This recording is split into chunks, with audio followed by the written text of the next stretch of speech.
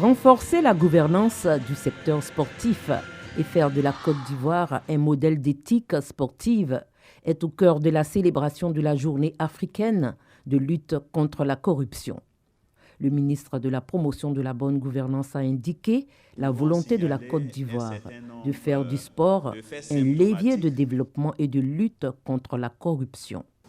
Pour se donner donc les moyens de relever les défis, d'atteindre cet objectif majeur, le gouvernement ivoirien, sous le leadership éclairé de son Excellence M. Alassane Ouattara, président de la République, dont la vision est de faire de la Côte d'Ivoire un pays de référence en matière d'éthique, d'intégrité et des valeurs du sport à l'horizon 2030, a pour objectif d'œuvrer à l'avènement d'un mouvement sportif ivoirien, professionnel, intègre et respectueux des valeurs du sport. Le ministre Claude Danho-Paulin a exprimé sa gratitude envers les acteurs et les institutions impliquées dans la promotion de ces valeurs dans le sport. Il a souligné la nécessité d'une collaboration entre les deux ministères. Faire du sport, clairement, une source de création de richesse, une source d'opportunités, d'emploi pour les jeunes. Mais pour ce faire, il faut faire en sorte que l'écosystème soit assaini, débarrassé des scories, des luttes intempestives, de mauvaise gouvernance dans nos fédérations. Ainsi donc, il est à saluer, à juste titre, la belle initiative, la conceptualisation de la bonne gouvernance et de la lutte contre la corruption dans l'environnement du sport initiée par le ministère.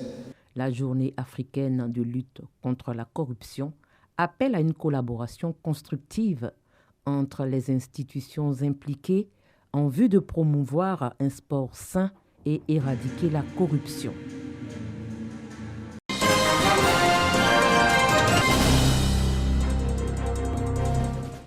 Babyayan fait partie des villages de la commune d'Agoville.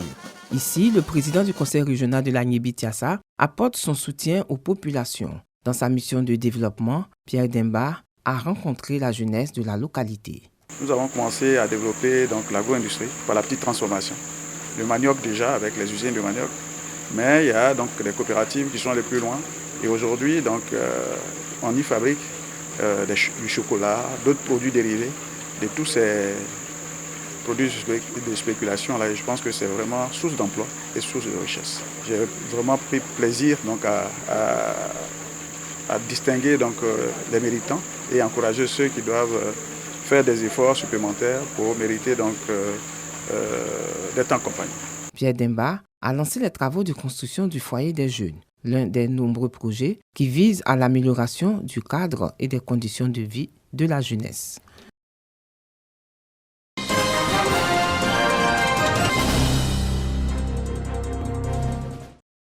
Le site de l'Académie régionale des sciences et techniques de la mer va abriter la deuxième édition du programme Campus citoyen, qui est un rassemblement de jeunes. Pour donner un cachet juridique à cette activité, l'Office du service civique national a procédé à une signature de convention avec l'Académie. Nous sommes réunis aujourd'hui pour parler du service national des jeunes, qui est un dispositif de l'Office du service civique national qui est mis en œuvre en vue de renforcer l'engagement civique et citoyen de nos jeunes.